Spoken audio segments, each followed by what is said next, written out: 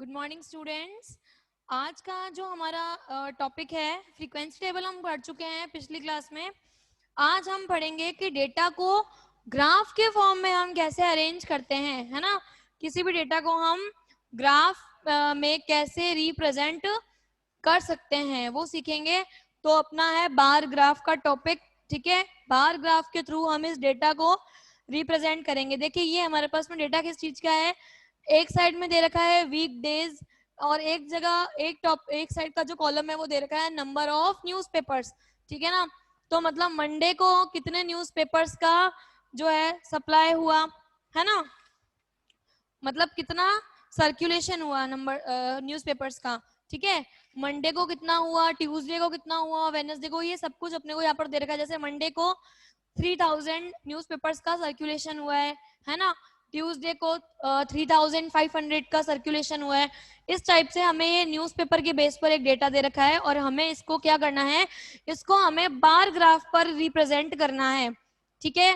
तो bar graph देखिए कैसे बनता है। बार ग्राफ में क्या होता है, जैसे टेबल में हम फ्रीक्वेंसी टेबल में हम क्या करते थे, फ्रीक्वेंसी को टेली मार्क्स के बेस पर रिप्रेजेंट करते थे। टेली मार्क्स किस लिए यूज होता था, टेली मार्क्स फ्रीक्वेंसी के लिए, फ्रीक्वेंसी को रिप्रेजेंट करने के लिए हम टेली मार्क्स का यूज करते थे। और अब बार ग्राफ में क्या होगा, इस फ्रीक्वेंसी को रिप्रेजेंट करने के लिए हम बार्स का यूज लेंगे, इसलिए इसको कहा जाता है बार ग्राफ, ठीक है ना। तो बार ग्राफ बनाने के लिए सबसे पहले हमें दो एक्सिस बनानी पड़ती है, ठीक है ना। दो परपेंडिकुलर अपनी एक्सिस बनती हैं यहाँ पर, ठीक है। ये होती है हमारी एक्स एक्सिस, ठीक है। और ये जो वर्टिकल एक्सिस जाती है उसे हम कहते हैं वाई एक्सिस। हॉरिजॉन्टल एक्सिस कहलाएगी एक्स एक्सिस, वर्टिकल एक्सिस कहलाएगी वाई एक्सिस, और यहाँ होगा हमारा 0, ठीक है। ओरिजिन भी बोल सकते हो, और ओरिजिन का जो पॉइंट होता है वो होता है 0, ठीक है ना। अब क्या करेंगे, ये जो वीकडेज है, ये जो वीकडेज है उसको हम कहाँ पे शो करेंगे, हॉरिजॉन्टल एक्सिस, मतलब इस एक्स एक्सिस पे हम वीकडेज को रिप्रेजेंट करेंगे, ठीक है। हॉरिजॉन्टल एक्सिस पे हम इन वीकडेज को रिप्रेजेंट करेंगे, ठीक है। तो आपने देखा होगा कि ग्राफ में ब्लॉक्स बने हुए होते हैं, ग्राफ पेपर पर ब्लॉक्स बने हुए होते हैं। तो हम एक एक ब्लॉक पर इन वीकडेज का लिख देंगे यहाँ पर, ठीक है ना।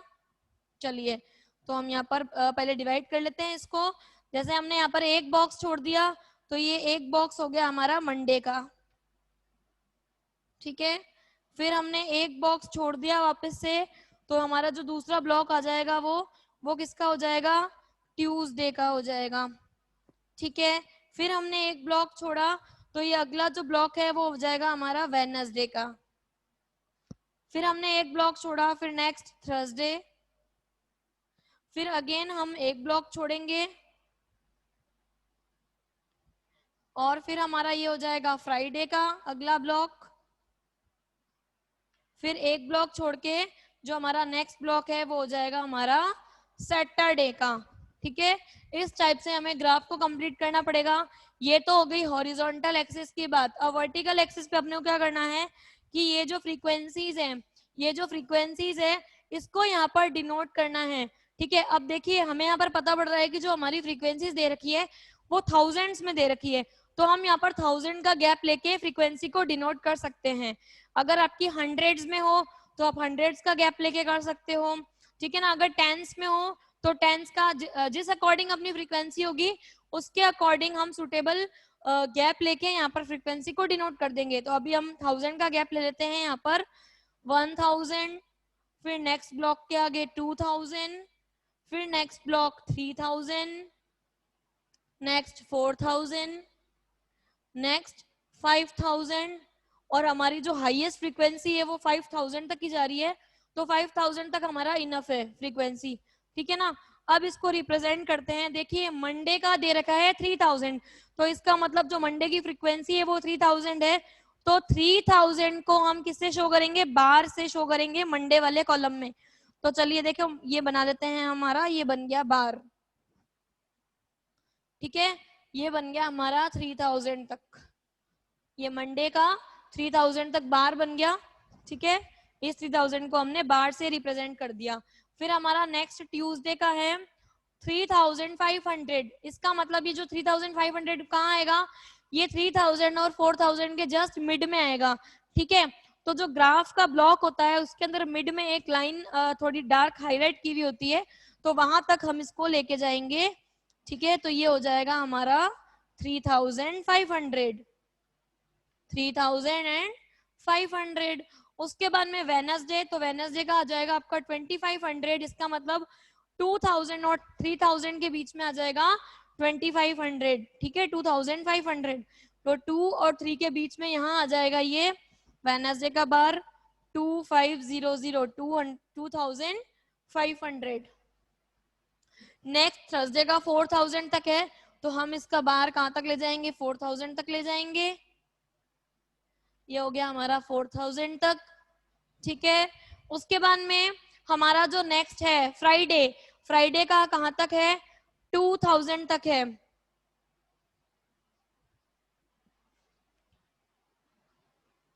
ओके, जो फ्राइडे का है वो हमारा 2000 तक का है, तो फ्राइडे को हम 2000 तक ही लेके जाएंगे। तो ये हो गया हमारा 2000, यहाँ 2000 आ रहा है ना, 2000 तक ही हमारा हो गया फ्राइडे का। इसी टाइप से सैटरडे, सैटरडे का है 4500, तो 4500 कहाँ आएगा, 4000 और 5000 के बीच में आ जाएगा 4500।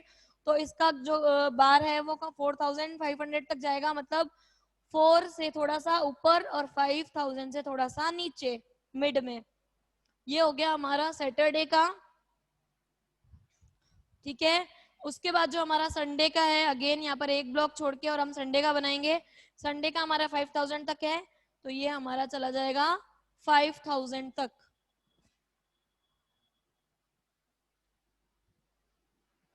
ठीक है, तो इस टाइप से जो हमारा ग्राफ है वो यहाँ पर बार ग्राफ का जो है टॉपिक, बार ग्राफ हमारा कंप्लीट हो चुका है। अपने को ध्यान रखना है कि इन बार्स के बीच की जो स्पेसिंग होगी वो भी इक्वल होगी, और जो बार्स की जो विड्थ होगी वो भी इक्वल ही रहनी चाहिए।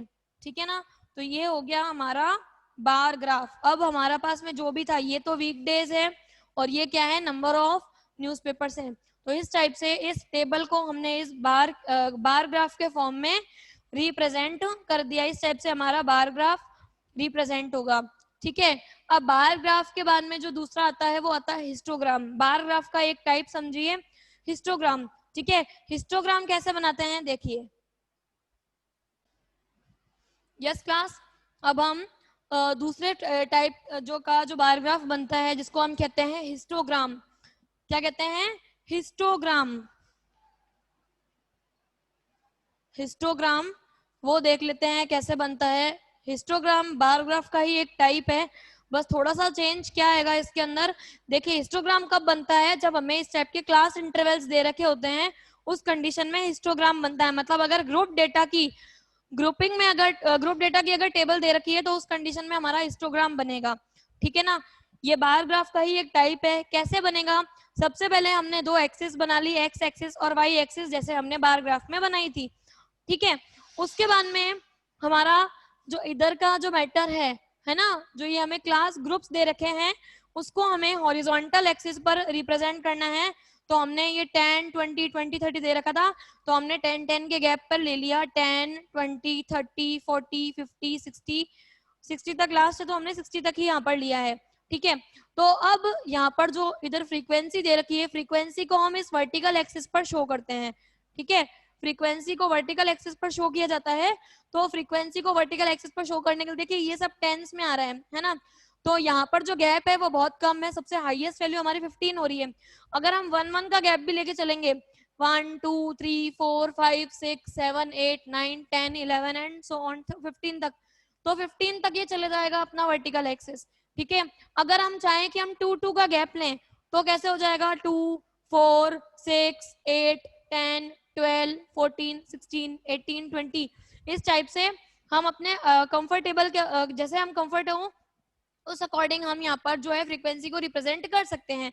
तो अभी मैं यहाँ पर 2 2 का गैप ले लेती हूँ, तो 0 के बाद में यहाँ आ गया 2, फिर यहाँ 4 6, ये कॉलम हो गया 8, फिर ये 10, एक एक ब्लॉक पे हमें नंबर लेना है। ठीक है, 10 के बाद में यहाँ पर 12, फिर 14, फिर यहाँ पर आ गया 16 और फिर यहाँ पर आ गया 18, है ना। तो ये हमने यहाँ पर फ्रीक्वेंसी ले ली। अब देखिए हमें क्या करना है, अब हमें इसको रिप्रेजेंट करना है। देखिए पहला ग्रुप है 10 to 20 का, ठीक है ना। तो जो हमारा बार जाएगा वो 10 से स्टार्ट होके खत्म कहाँ होगा, 20 पर जाके एंड हो जाएगा, ठीक है ना। और 10 to 20 का जो ग्राफ होगा वो कहाँ तक जाएगा, 12 तक जाएगा, उसकी फ्रीक्वेंसी 12 है। तो चलिए 10 से स्टार्ट करते हैं, 10 से स्टार्ट होगा और कहाँ तक जाएगा, 12 तक जाएगा और वापस आके किस पे खत्म हो जाएगा, 20 पर खत्म हो जाएगा। तो ये 10 to 20 के बीच का बन गया ग्राफ 12 तक का, ठीक है। उसके बाद में नेक्स्ट जो ग्रुप है हमारा 20 से 30, तो 20 से स्टार्ट होगा और 30 पर खत्म हो जाएगा। 20 से स्टार्ट करना है और जाएगा कहाँ तक, 13 तक जाएगा। तो ये 20 है, यहीं से ही हम स्टार्ट कर देंगे और 13 तक जाएगा। तो 13 देखिए क्या आएगा, 12 और 14 के बीच में आ जाएगा 13। तो 12 और 14 का जो ब्लॉक होगा उसके बीच मिड वाली जो लाइन होगी वहां तक हमें 13 तक इसको लेके जाना है, ठीक है। तो ये हम लेके आ गए 13 और ये कहाँ आके खत्म होगा, 30 पे आके खत्म हो जाएगा। तो 20 से 30 वाला जो ग्रुप है वो कहाँ तक हो गया, 13 तक हो गया, ठीक है। अब देखिए 30 से 40 वाला जो ग्रुप है वो 30 से स्टार्ट होगा और 40 पर आके खत्म हो जाएगा और कहाँ तक जाएगा, 4 तक जाएगा।